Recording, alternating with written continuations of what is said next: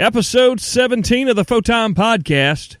We've got a winner for the KF7IJZ sweepstakes.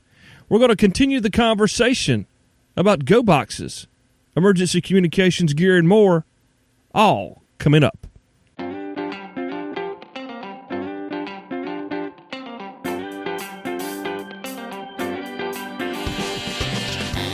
AmateurRadio15.com presents Photime, the other ham radio podcast, sponsored by Main Trading Company. Find them online at mtcradio.com. Now, here's your host, Cale Nelson, K4CDN.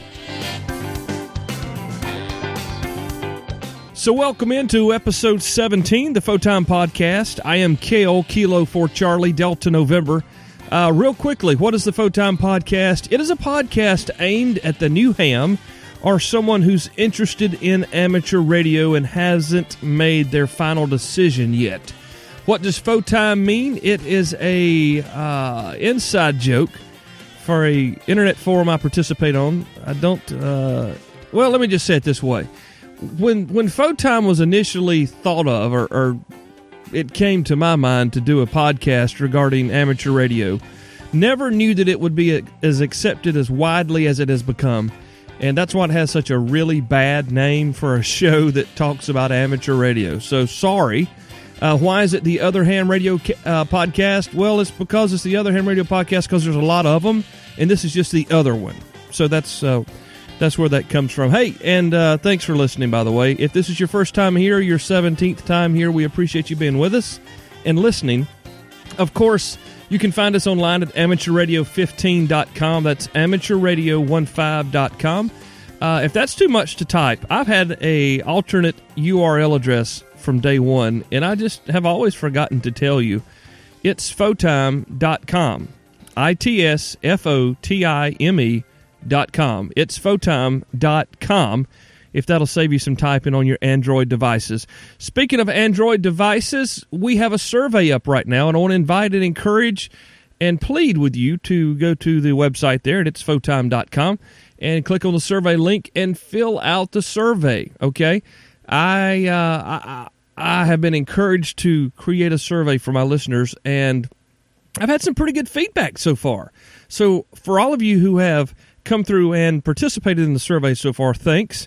For those of you who will now participate, that you're aware of it, thank you in advance as well. Seriously, guys, it takes like 4 minutes to take the survey, and you're done. And it helps me produce a better program for you. And speaking of a better program, there's not a better program in amateur radio for purchasing new gear than that they've got established down at Main Trading Company. That's mtcradio.com out of Paris, Texas. You won't be disappointed when you check out their website, their prices, their in-stock merchandise, their pre-owned gear, their layaway, their extended warranty. They've got loads of ways to put amateur gear, quality amateur gear, in your hand. Free shipping. I mean, they've got it all. Ham packages for new folks who are wanting to upgrade your shack. I mean, guys, they are really doing a lot of great work providing us, the amateurs, gear to use on the band. So make sure you check out the show sponsor. It's mtcradio.com. And one more thing before we get into the show here, real quickly, I got to give a big shout-out to Greg Savale. Greg, I hope I just pronounced your name correctly. Greg hails from Oregon. His call is November 7, Indigo Delta Bravo. And Greg was the winner. Congratulations, Greg. The winner of the free Pignology Piglet from our friend Jeremy, who we'll hear from in a few moments. KF7IJZ celebrating his 1,000-plus subscribers on his YouTube page, KF7IJZ. And Jeremy talks about a lot of good things on his YouTube channel. He's really into solar. He has a very good understanding of that. So if you've got some questions, he's got the answers at youtube.com/KF7IJZ. Now, this time we're going to do the show a little different. Now, we keep having these different kinds of shows, but this one's a little bit different. Something we've been wanting to try for quite a while, and we haven't been able to get together to make it happen. And it's a roundtable discussion. It'll be myself, K4CDN, Cale, George Zaropoulos from California, KJ6 Victor United. And as I mentioned, Jeremy, our friend from D.C., KF7IJZ. We're going to continue to the discussion about the EMCOMM boxes, EMCOMM bags, EMCOMM gear. That's emergency communications gear, if you're curious. And let's go ahead and get right to the discussion now. I'll be back in a couple of minutes. Thanks again for listening to the Photime Podcast. So, yeah, it's GoBox, episode number 2 on episode number 17. Cale, with George and Jeremy.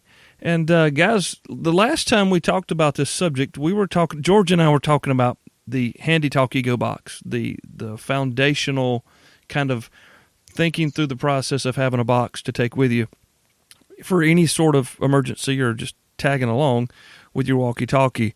But let's just step back into that just a moment. And Jeremy or George, either one of you want to share your opinions on what a GoBox equals to you? Either one. I guess Bueller. George, you go ahead. Okay, sure. So, in my mind, the GoBox is really a station that is packed up in some sort of transit case that you could easily carry from place to place and be able to set up and operate easily. I mean, that's kind of a high-level view of what I would think of it. Jeremy? Yep, and I would absolutely agree with that. It's the key is that it's everything you need, or just about everything you need to operate for a given scenario. And the one thing I'll add to that is probably most importantly is that it is tested and it is understood. It's not something that you build and don't turn on. It's something that you've played with and you're familiarized with, and you pull it out every few weeks to make sure you still remember how to use that radio. Because you build one of those boxes and set it in the corner and then go to deploy it, and you haven't looked at it in 6 months, and you're like, well, I forgot how to do this with the radio, and oh man, I didn't bring the manual and whatnot. That's a very good point.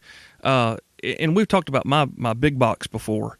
And one of the things that the reason I built it to begin with was to have a portable station so my kids couldn't tear it up while it was in the house, which it never has made it there. But I've got a very simple to use 2-meter rig in there and a very simple to use HF rig, along with the instructions, mind you. But that's one of the things that I really tried to do is, with my lifestyle with the children, I can't go sit at a Red Cross shelter for 3 or 4 days at a time. But I don't mind loaning my gear to a licensed operator.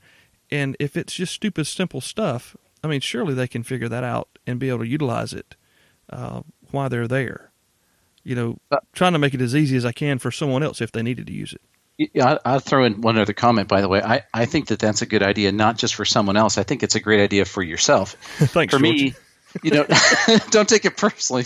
For me, what I notice is that when you are doing things in your own time scale and, you're just having fun on the weekend, you could take the time and mess around and all that. But if you happen to be using your Go kit at an event like an earthquake or a tornado or something, as soon as you're in that kind of crazy, chaotic environment, you get kind of tunnel vision and you start to go stupid. And, you really don't want to have to fiddle around and figure out the menu system to figure out how to set the PL tone when what you really want to do is just turn it on and set the frequency and go and make it really simple. So I think simple is actually really an asset in that kind of a situation. Maybe even to the point where, okay, so it's not a brand new rig that's in the box, or it's not the latest model, but it's one you picked up at the flea market at Dayton or somewhere, and it's real simple to get into. It does have tones, and you can access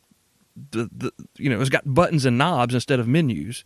To me, that makes sense. When I look at a lot of these boxes that guys post online, they put these brand new models in them, and you've got 13 different buttons to press before you get to the adjust a squelch or something, And I just wonder, are they doing that for themselves, or are they doing it for someone else to see it that way? And with me, a lot of it is just budgetary concerns. But at the same time, like you said, if it's easier, it's the KISS program, keep it simple, stupid. I mean, for me, that's kind of the thoughts that went into it because, I'm kind of on that level. So, Jeremy, I'd go back to something you said before in another podcast, which is, have that end in mind, right?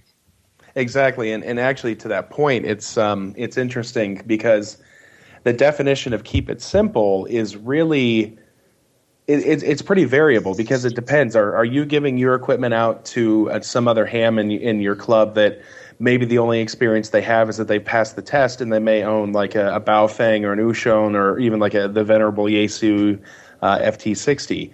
Or are you in a club or a group that is highly practiced and they have a standardized equipment list? So, for instance, my club is heavily invested in D-Star, and there are 2 D-Star VHF UHF radios, like say a 2820 or an EMCOMM 880, that everybody's kind of standardized on one of those 2 radios. And there's a small expectation that if you're interacting with the group, that you're familiar with those radios to begin with. And for us, standardization equals keeping it simple.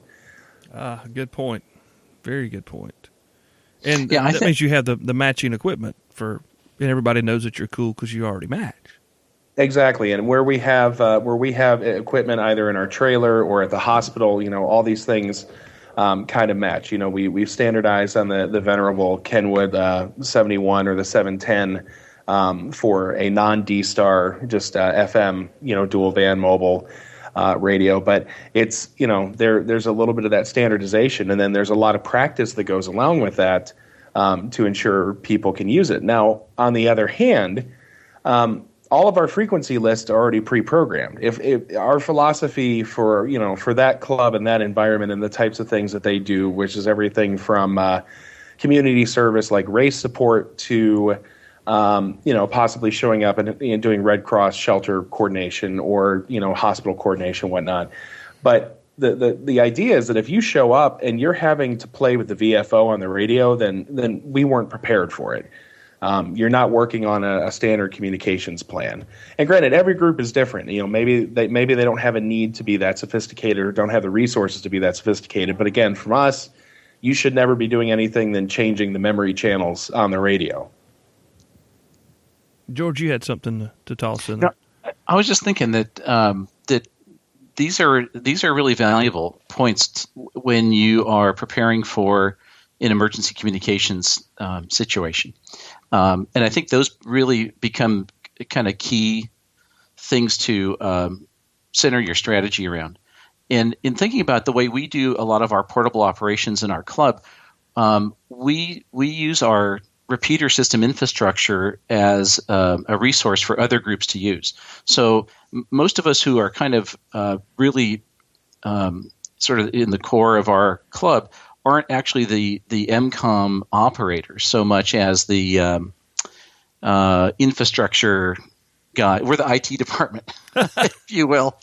However, in a lot of the portable operating that we do, a lot of that is things like field day or other field contests, QRP to the field kind of things, in which case the whole notion of the Go Kit, same idea, but different criteria. So in that case, there's really no notion of standardization because you're not trying to have a baseline of knowledge between the users. It's a completely different kind of goal in mind. So I think you've got to give a little thought to what's the point of building this. And like you're saying, Cale, well, I might want to give this to somebody else. And in my mind, if I'm going to plan to give it to somebody else, I'm probably not going to put my best radio in there, but I want to put a very reliable radio in there that's easy to use. Mm-hmm. But if it's for the contest, I might want to take a fancier radio to the field if I got one. Because it'd be fun to use, because only I'm going to be there or someone else is going to use it and I'm standing right around there. Right. Very good. Very good. So, Cale, I think I'll add that when we're talking about defining the Go Box, right, because we just covered a bunch of different use cases. Yeah. It is a portable station of some kind that is self-contained to some end that is able to be deployed to the field and used away from the shack. Yeah. Whether it's zombies, earthquakes, hurricanators, volcanoes, Dan Pisario in Dry Tortugas, it works when you need it to work. And you know how to use it when you need it to work. And one more thought is it better be built to be robust enough so it does work when you get it there. Because I've seen sometimes people just throw stuff in a box and screw it together when they get there. And that's kind of a recipe for disaster. I kind of like building the stuff so it's it's as ruggedized as I could figure out how to make it, because half the fun is just trying to figure that out and having the thing really work when you get there. Well, you never know when a Jedi is going to drop it off the top of a cliff or something. All right, so speaking of putting it together, we're talking about boxes, and guys listening, it doesn't necessarily have to be a box. It could be a, what was it, George? A golf... the Frisbee golf bag. Frisbee golf bag. It could be a tackle box. It could be a deployment type bag. I saw an example today that was built in like a big man purse. That was really, really neat, by the way. But let's talk about that. Boxes, bags, sizes. Where do you guys fall out on that? Jeremy, what do you say? Wow. This is a hard question for me to answer because right now my quote-unquote Go box is a 4-rack unit rotomolded gator case that has 2 rack shelves in the front and then a 10-inch deep stainless steel drawer that is 2 rack. Actually, I'm sorry, it's a 6U box, not a 4U box. I have an ICOM IC7100 in there, an ICOM, I think I can't remember, it's an ID or an IC 8800 or 880. I have a Kenwood 710 for the TNC and the APRS stuff. I have a Samlex, 1235 power supply in there. I have a power gate. I have literally an entire ham shack in a box. And not to put too fine a point on this, but to kind of tell a funny story. So this is my Go box, right? And there's a public service event we do every year in the spring, supporting this run out in the woods. And we use 6-meter FM because we find that 6-meter works out in this varied terrain much better than 2-meter does.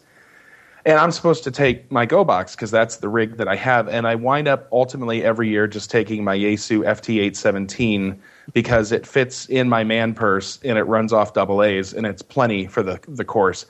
And so at this point, my box is too big, too heavy, and too tightly coupled. And I'm starting to consider, how can I get it smaller so that it's more portable? How can I break power apart from it so it's more flexible? And what are some more rugged case options overall? I was wondering if you had like a trailer, because I didn't know if that would fit in your Patriot. Oh my God, dude, it weighs like 65 pounds, and I have the kitchen sink in there. You pull the drawer out, and you can actually wash your hands with soap and water. Oh my gosh. George, do y'all do it like that in California? I mean, this is East Coast extremism here. I started looking at doing that, and I watched a bunch of YouTube videos of guys who did something very much like that, and they're beautiful. I mean, all that gear looks great, and then I'm looking at this thing thinking, I can't pick it up. I just, if I had to take it to the field, I couldn't. So I did a sort of variation of that. I first built a station in a Pelican case. So I was kind of going back and forth on the top loader versus the front. So I thought, well, I'll do a sort of top accessed case. So you flip open the lid and the radio's inside. And that was fine for a couple of years, but I didn't really like the usability of that. So I went to a rack mount like the Gator case, but I used they look like they're called effects boxes. It's a 19-inch rack, like an anvil case, but they're shallow. They're once you pop the end plates off, they're only 9 inches deep. The ends add about another 2 inches, and they come in 2U, 3U, and more. So I limit it to 3U. To do that, the first thing I did was I jettisoned most of the creature comforts, like I ditched the drawer. Because it's great, but that thing's heavy. No kitchen sink. I ditched power. I decided fundamentally power has to be outside. Because if you put batteries inside, it's too heavy and they're not enough. Plus a power supply. So power is external. The box runs off 12 volts. And in my I sort of go back and forth between having the 19-inch case and wanting something I could backpack portable. So I use a KX3, and the KX3 is kind of a small-ish, do-everything HF radio. So that by itself, in its own separate set of accessories, is my hiking kit. When I want to use it on field day and have more power and all that stuff, I can then cable that into the accessories that are in the 3U effects box. And what I've got in there is the 100-watt amp and antenna tuner, plus a Kenwood, I want to say TMV71. It's not the 710. It's the one down from that. It's the dual band FM. Yeah, the 71. And then I've got a little power meter that shows me the volts and the amps. And then I made a gadget some years ago that's basically an audio mixer audio amp, because I plug a speaker into the KX3 and there's not enough audio punch coming out of the radio. It's fine for headphones, but it's really not adequate to drive a speaker. So you need an audio amp. And then I also realized that I've got the FM radio and the HF radio, and if I want to hear both at the same time on headphones, there's no way to do that because you can't just wire them up together. So anyway, I built this little gadget that takes speaker audio from the HF radio and speaker audio from the FM radio, mixes them together, and then runs it into a 10-watt audio amp. And then I've got this cheap little MFJ speaker, and it's very punchy. Puts out a lot of audio, so it sounds great.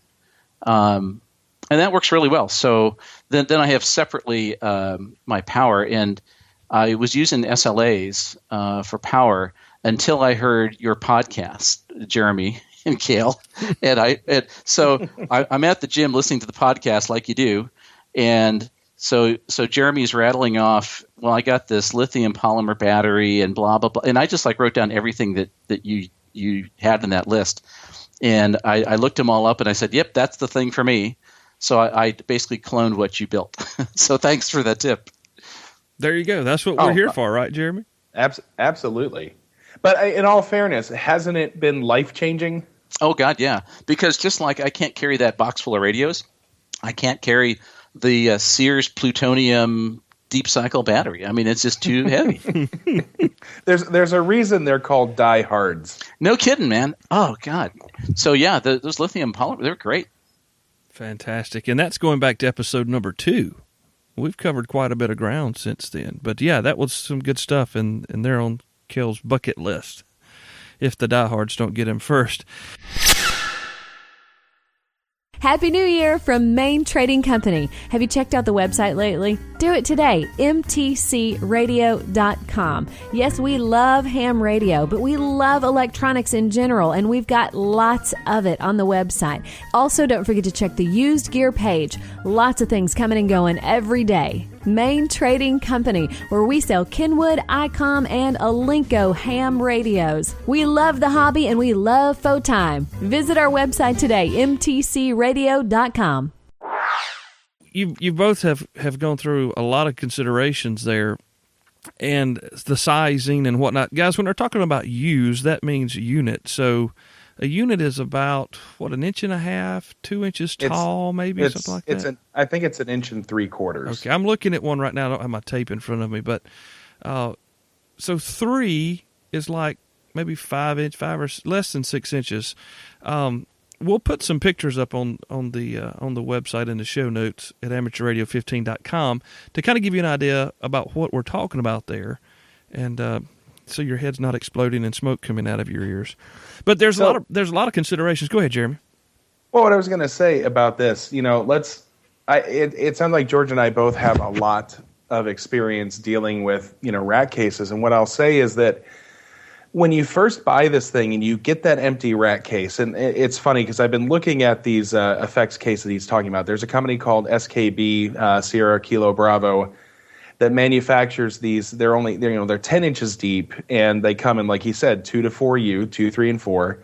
And I've been considering buying one to install my KX3 in. So I have the amplifier, I have the pan adapter, I have the radio, and it's just the right width to put all those things side by side. And as I was looking at this, I couldn't figure out how to mount them all on their ends and whatnot. But so anyway, you get this case and it weighs nothing, and you're really excited, and you can get them with like luggage handles and wheels so they roll really well, and that's fabulous. But what you don't realize is when you start buying the rack shelves, it's been in my experience finding rack shelves that are pre-drilled for maximum utility are hard to find in aluminum, and you mostly find them in like sheet steel. Just like that drawer we talked about. That drawer is awesome. It's 10 inches deep. It's 2U. It's lockable. It's on these really nice rolling arms, but it weighs 25 pounds. And all of this, we've talked to a lot of backpackers on the show, right? And inches are pounds, or no, ounces are pounds. Yeah. I think they say. And with a Go Box, that is absolutely true. And that's part of the reason, though, where I realized separating the box, be it a rack case or whatever, from power really makes a lot of sense because power weighs a lot. But another item that I've really liked working with are the MTM SPUD cases, and I forget what SPUD stands for, but it's Sierra Papa Uniform Delta. These cases require a little bit more work because there's nothing inside them to mount anything to, from the beginning. So we know a lot of guys who will manufacture frames out of like aluminum angle stock, like small half-inch aluminum angle stock that you can go pick up at your local hardware store. We know some people who actually have like a design background and will actually get into like SolidWorks and build beautiful custom panels that are laser engraved and have all these cutouts for things. Cale, don't you have a box similar to that out of a SPUD case? Well, yes, it's not gorgeous and it's not very engineered, but it actually has a removable shelf unit where everything comes out of the box. So you can operate inside the box, or you can take it out and set it on top of the bench. And it actually was my shack for the first 2 or so years. I just put the box under the bench over here and set the shelf unit. And it's just simply half-inch plywood, some all thread, some acorn nuts, and it utilizes the box and the weather protection the box offers. And the box is very lightweight. I mean, it's a great design, but you just take it out and set it wherever you want to set it, and there you go. You mentioned something, having sort of an insert that comes out, and I had never thought of this idea because the SPUD cases, I've seen some stations built into them, and I didn't like it because if you flip it on its side and you open it up, then you have the lid either propped up or in front of you, and it's just an awkward position. And the idea of building the internals in sort of a unit that's not actually fixed to the container, that you could just open the container and pull the shack out and set it on the table, is really a clever idea. And you could do the same thing with a Pelican case, or and I saw one club. They actually built this sort of big, kind of too big in my mind. But anyway, they had like two plates or pieces of plywood with big dowel standoffs, and all the gear mounted sandwiched between these two plates. And they did essentially that. You pop open the big Pelican case and you lift the thing out and set it on the table, and not try to operate it in the box at all. Just use that as a transit case. And I think that's a pretty good approach. When I was first getting into amateur radio and had got my license, I was a tech and I was on the repeater, and I was talking about I was going to build a box. I was going to get my general, and we have a local operator here. His name is Fritz, W4NTO. I think Fritz is 96 or 97 years old now. But I was trying to explain to him what I was doing, and I had seen these SPUD boxes with the aluminum frame built into the box. Everything stayed in the box. And every time I mentioned it to him, he kept coming back with, the radios need to breathe. You need to let the radios breathe. And I was like, he's an old man. No, but really, it makes a lot of sense, because you try to offer your radios weather protection, but in doing that, you cut off their oxygen supply. Well, that's one thing. So when I just copied somebody else that had got started, and I don't know if he ever finished his or not, but I kind of went down a similar path, and I can take mine out, and it gets air all the way around it when it's out of the box. But George, going back just real quick to your point about the lid, that is a consideration. One of the things that this kind of saves that is that the lid will pop off pretty easily, but then you've had to pop your lid off. So anyway, I made mine to come out so it could breathe, and it works pretty well for me. So when I was building the first station in the Pelican case, it's sealed, and you do have to circulate some air. So I found that I put a plate in the top and I cut holes for the radio, and then I realized I got to cut holes for the fan. And now I need a fan. So, one thing kind of led to another, which is part of the reason I wasn't too keen on that approach at the end of the day. With the effects case, the front and the back pop off. So you've got airflow through the unit. All the way through. So that works okay. Now you could say, well, it's not completely waterproof or whatever on the, well, I hope I'm not operating the HF station in the rain. Yeah. So if I am, I have a bigger problem. Well, it's real similar. We mentioned Dan earlier, but Alpha Kilo 4 Pop X-Ray Dan, he built his in a 25 millimeter ammo can. I believe that's what it was. Anyway, that's what it was. And both ends open on the box, so you get the air through, and you can access the rear of your radio, which is really nice. But I've got another question, because we could beat this box horse to death. But moving on, when we build a box, do we build it all band? Do we build it single band, dual band, multi band? What are you guys thinking on that? Boy, well, it depends. Back to the question, what are you trying to do? I think, for the EMCOMM situation, 9 times out of 10, you're operating VHF and UHF. So I'd certainly do a dual band by and large, but you don't have to sweat HF unless you're specifically making an HF station, in my mind. But for the kinds of portable operating that I do, most of that's HF. So with my Go box, the whole point was really the HF station, and with some space left over, I was able to squeeze in the 2-meter UHF radio. That was kind of a bonus. So I guess pretty much depends on what your what your goals are. Yeah, and I think George has absolutely nailed it. I mean, it's horses for courses. It's designing a box for what you want to do, because for instance, if you're doing soda, your box. I mean, let's be honest, maybe your backpack that you're throwing like an FT817 into, and then you may have a ditty bag or two that has some cabling and your microphone and a battery. But if you are supporting your local areas of races, most likely, like you said, you're going to have a dual band radio. And it may be sufficient to just simply throw that in an ammo can, or to throw it in a tackle box or something like that.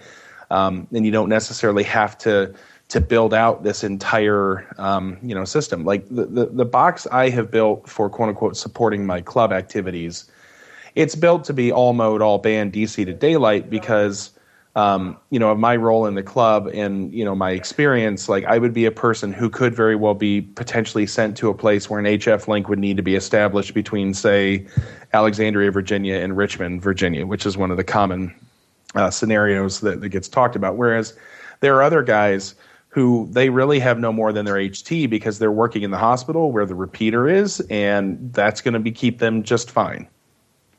So it's really, you build it. We go back to what Jeremy spoke about when he did his segment.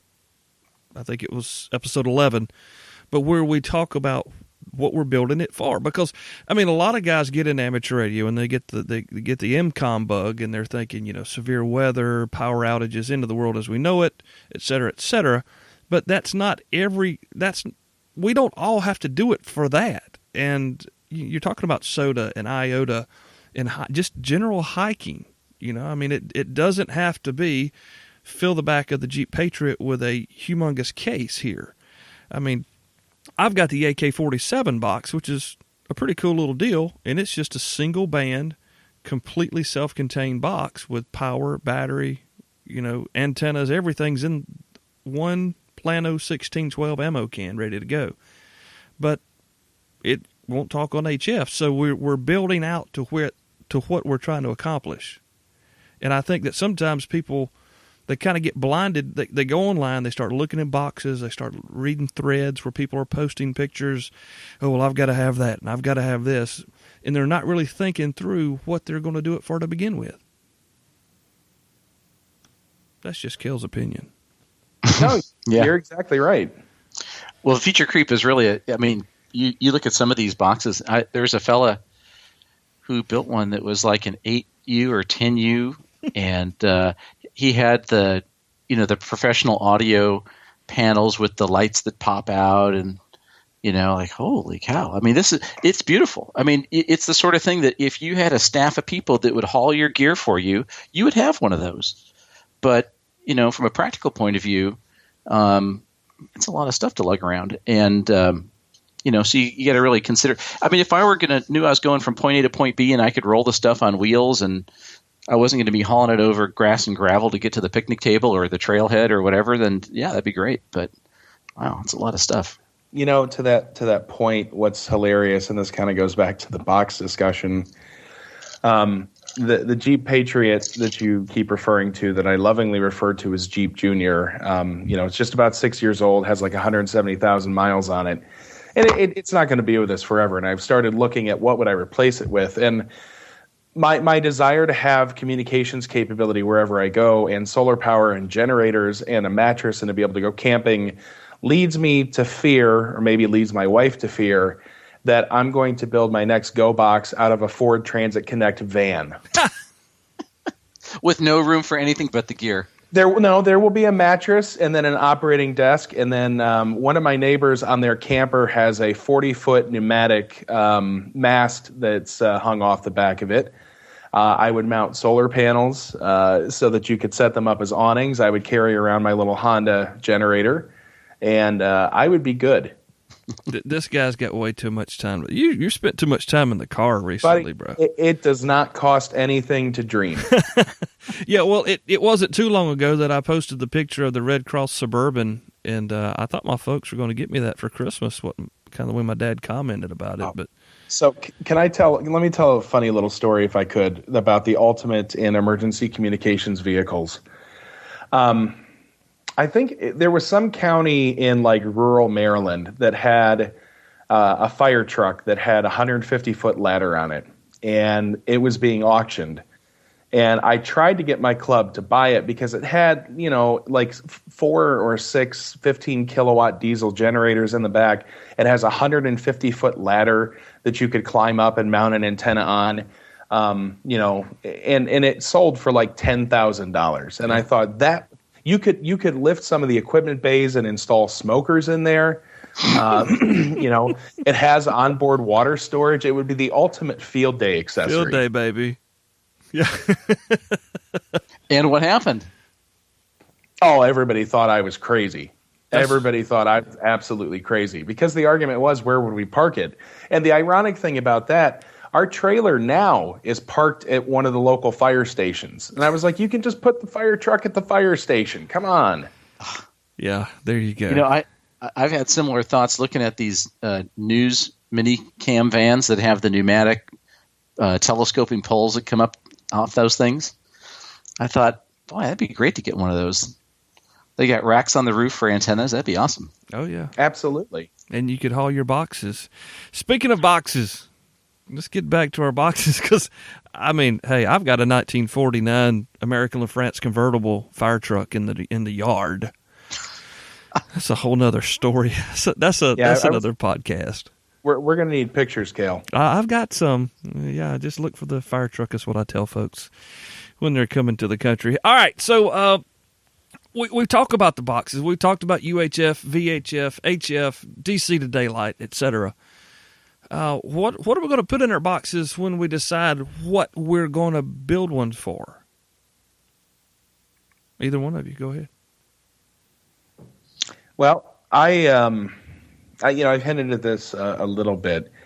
Obviously, you have radios. You have some ability to communicate. But for me lately, I really am shying away from building all my power stuff into the box. I really am separating power out from, the radio itself. I generally will include bags of accessories like the microphone. I will almost always have the data cables for the radio, whether I need them or not. I have invested in a really cheap couple of netbooks that could be replaced off eBay for like $50 that can run off 12 volts. So I can run like FL Digi and Linux. Trying to think, and this is my bigger boxes. There's all the ancillary stuff. Like some people may throw like some snacks in there and whatnot, but that's the general kind of stuff. Maybe an audio interface for the digital modes, but that's the general kind of stuff I'm keeping in mind. What about you, George? Pretty similar. A lot of the Windows 8 laptops, the low-end ones, are pretty cheap. I picked up a tablet running Windows 8 with a keyboard, and that's great for running FLDG or DigiPan or just about any of those programs. And I configured it just for the radio application. Sounds like what you're doing, Jeremy. The other thing that I did is put a little 12 to 5 volt power adapter with multiple USB jacks for charging cell phones and other accessories. And I mentioned earlier the audio mixer, which I found really handy, and I'm in the midst of redoing that design to make a small one. That way you can have multiple audio sources all coming out the headphones at one time. So that's kind of an odd accessory that you don't normally see. I've never seen one, which is why I wanted to figure out how to make one. But otherwise, pretty similar set of goodies. What about spare microphones? Am I the only geek that packs a spare mic or two? Yes. Okay. Yeah. Well, I have a hand mic and a headset, so okay. I guess I qualify as having two. Okay. I'm just trying to be redundant here, and in my big box and in my AK-47 box, they all use the same microphones. What is it? 8-pin round Kenwood screw-on type. So if one fails, I've got another one there, and so maybe I'm the only one that ever thought about that. Maybe it's a terrible idea. I think it gets back to the first thing we're talking about is the application. If you said, look, I'm going to go on some kind of radio event, and it absolutely positively has to work. There's no room for failure because big important things depend on it. Then I think you get into considerations of redundancy. Then you're going to sit there and say, well, okay, if I'm going to definitely have to have my radio up and running, I need to take two radios because one could fail. Or I need to take two of everything because that way when one does fail, because it will, Murphy's Law, you're still going to be on the air. If you're going to the park, yeah, you could probably risk it. Yeah, exactly. What about going back for someone that's maybe emergency weather type related or a event type related like that, a police scanner? I think having the police frequencies handy and programmed in your HT kind of makes more sense to me because by and large the HTs will give you better performance. Well, I mean, a handheld scanner is fine, but unless you're going to get it because you need to do trunking or some other like APCO 25 P25 decode, I think I'd be pretty happy with the ham gear. I think it sounds better personally. I own a couple of the modern unit ends. I have a Home Patrol 2. I have the BCD 536. I had the 436, which was the handheld that I actually traded in for the Home Patrol 2. Around where I live, everything is Project 25, and there's so much to listen to. I take it because it's interesting. It's a good thing to have. Have I ever found it truly necessary? No. The one time that we were activated, which was the hurricane before Sandy, which I can't remember what it was, and the only reason we were activated is because the room where the primary radio site got flooded, and a bunch of stuff just got zapped. Having the scanner wouldn't have really helped except to let us know when the city got the radios back online, but everybody with a handy-talkie on their belt would know that too. So like I said, I think it's interesting. It gives you another capability, but I haven't found it to be an absolute necessity. What about packing antennas? Well, there's a lot of subtopics. VHF, UHF versus HF. There's a lot to say on either one of those. For me, what I found over the years, I keep going back to over and over again is antennas that are self-supporting with their own tripod and their own mast. An antenna kit centered around maybe some kind of mast where you can either put it up with guys or a tripod or some way to fix it, maybe a ground stake, and then having antenna. Now, for the antennas that go on there, I've seen a lot of videos of guys that'll buy base station antennas, the fiberglass radomed antennas, and use them for portable, and of course it's fine. But they seem a bit bulky to me, and I just use mobile whips. So I usually make some kind of adapter thing that you would screw to the top of the mast and put an SO239, like the kind that you'd put on a car, and run that coax down and then screw the mobile whips to the top, because you can get everything from a quarter wave to a high gain mobile whip. And they're fairly low profile, easy to pack. And of course you got to have in your go kit, like we talked about before, the roll up J pole just in case, which is handy if you got something to hoist it up into. But if you can take an antenna kit with a real supporting antenna, the better. But also, by the way, for an EMCOMM situation, think about how much coax you're going to need, because you may be lucky and be close to where the antenna is, or you may find you're in the basement and the antenna is going to be 100 feet away. So you might seriously think about how much antenna cable you're going to need. And actually, to that point, is based on how far away from the antenna you may have to go with a higher gain antenna. Because if you're carrying around RG8X and your primary support frequencies are 440 and you're 100 feet away and you expect all 50 watts to come out, you should look at some math on those. Actually, Times Microwave has, I think it's them. Who are the LMR 400 people? That's Times.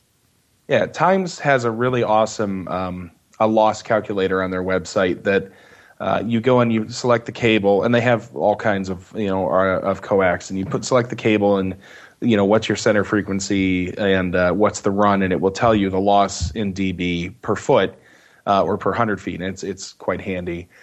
I'll echo everything that George said. For me, just some specific examples I have used, and this is I just have a bunch of antennas laying around, not the shack but the house, much to the wife's chagrin. I have used everything from the buddy pole, which you can very handily make a 2 meter or 6 meter J pole out of. I actually have one of the Arrow collapsible J poles that's quite handy to take and tie to a mast. I have several of the, like we talked about, the emergency roll up, like the Ed Fong or the N9TAX style, the twin lead dual band antenna J poles. I have, for a support, I've done everything from hoist these things in a tree with some 550 cord to using their PA speaker tripod stands. You can get them from a ton of places online, and they're not that expensive. And MTC has them on sale. Oh, okay. Yeah. So that's good. But I mean, they're just tripod feet, and that you put I think they can take up to like a 1-inch center. And then I've used things like 16 or 20 foot painter's poles, which you can purchase at Lowe's. And then you just, there are U-bolt clamps that clamp these antennas on there. Another thing that I came across at HRO one day, and I am fortunate enough to live just 20 minutes from an HRO. Larson makes a kit that is a ground plane kit for 2 meter 440. And it's designed to allow you to take any of those mobile style antennas, be it a 5/8 wave 2 meter antenna or one of these 60-inch long deals or whatever, and it can either do an SO239 or there's a little adapter to turn it into an NMO connection, and then it comes with basically this metal strap material that you could tie it to a mast and raise it in the air, and it works pretty good. But there have also been times where I take like an Arrow Yagi, because I know I'm only talking to a single station. I'm only talking to net control, and I want to be power efficient. So I'll turn the radio down to half a watt and aim a 14 element 440 antenna at whoever I'm trying to talk to. When I first got started on 10 meters, I had a CB radio antenna laying around, and I used one of the mounts like George is talking about, what we call a trucker mirror mount, and put that dude on my extension ladder, excuse me, and just ran my extension ladder up beside the barn. And I made contacts all over the place. I mean, it might have just been the HF God smiling on a new ignorant general, but you just figured something out to make it work. Hey, I mentioned something else you brought up earlier too, which is practice. setting up the antenna, taking it out, you'll find all kinds of things like, well, gee, 25 feet isn't enough. You'll also find, by the way, that 100 feet of cable gets kinked up pretty easily. Maybe one big 100-foot cable is not the best idea in the world.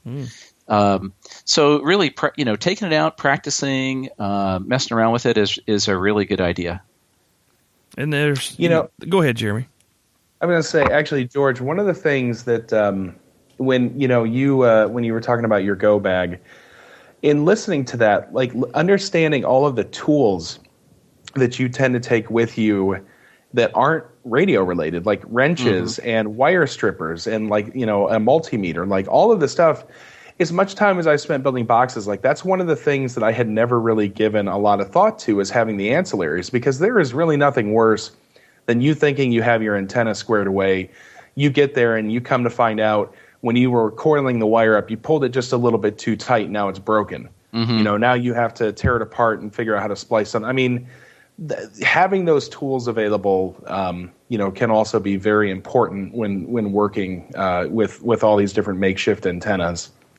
And by the way, the corollary to that, in my mind, everybody's got a toolbox or a smattering of tools here and there.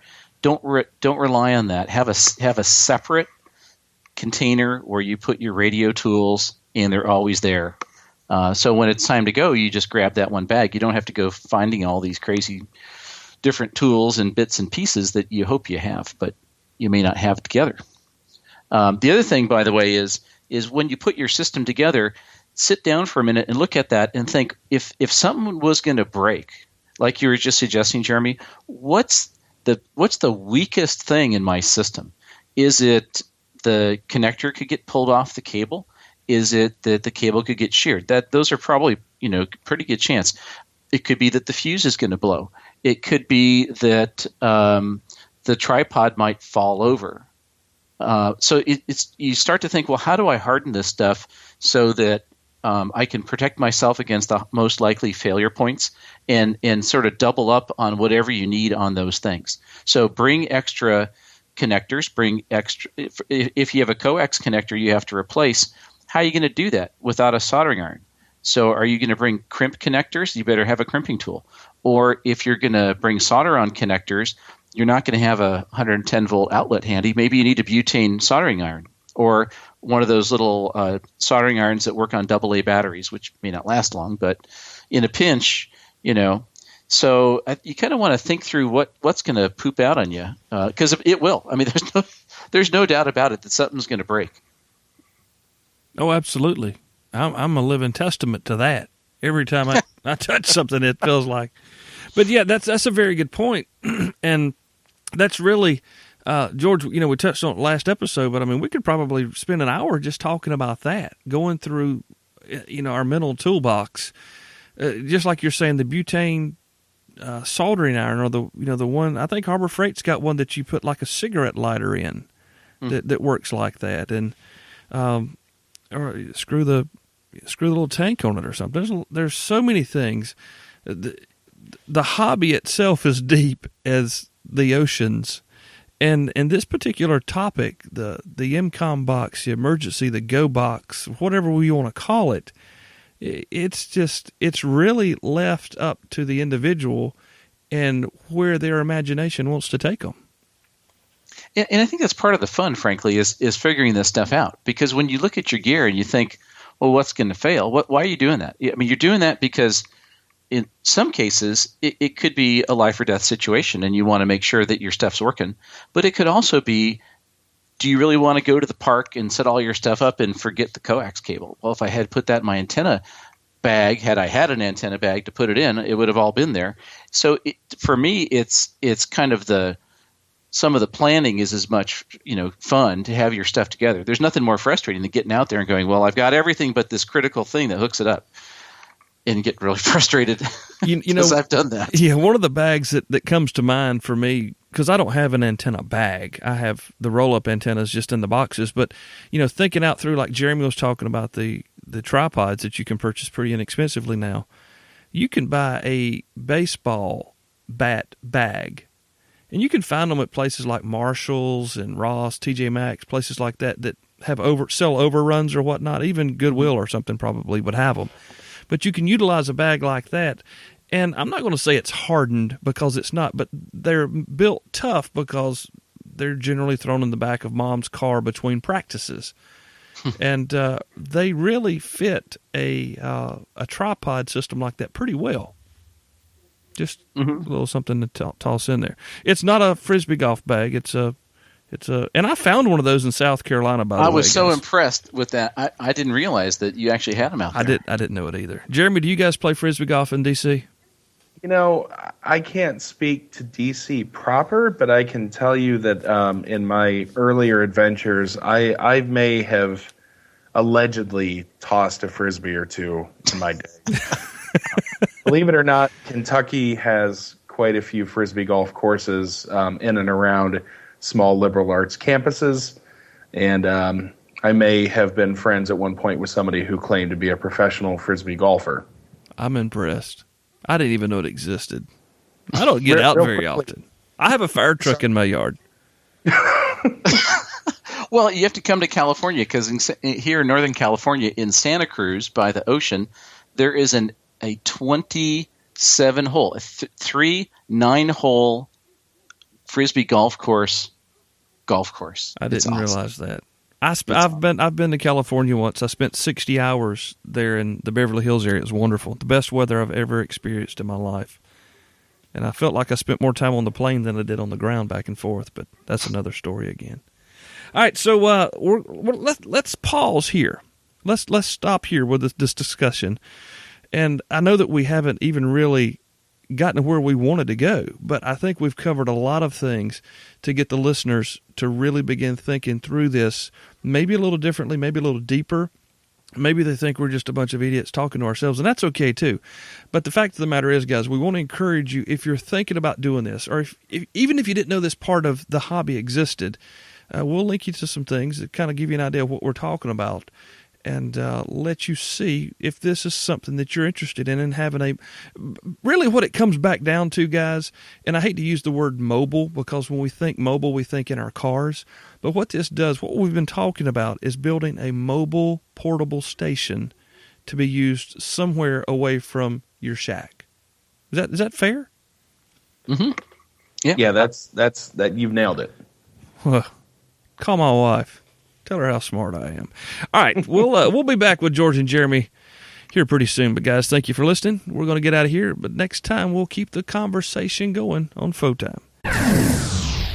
And we knocked out another program on the Photime podcast. I really liked that one. I thought it was a lot of fun. And you don't know this yet, but you will later. We kept going. We didn't just stop right here, and it's going to become another episode where we talk about gear choices. Why would we buy this versus that? Why is this our favorite versus the other? And it's a really, really kind of laid-back show because it was getting really late in the evening. But Jeremy and George stuck around, and we did it, and we'll get it up soon. Also, in the near future, we're going to have Carl join us. Carl has worked with amateur radio for years, and he has a lot to share with us regarding the Katrina hurricane and the recovery down in the, Louisiana, Mississippi, Alabama area. So that's coming up in a couple of weeks as well. Rob Riggs from Mobile Inc. and the new TNC2. Hope to have that actually in my hand sometime in the next week or so.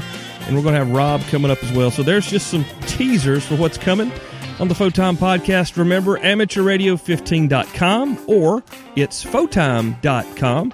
And please sign up and do the survey.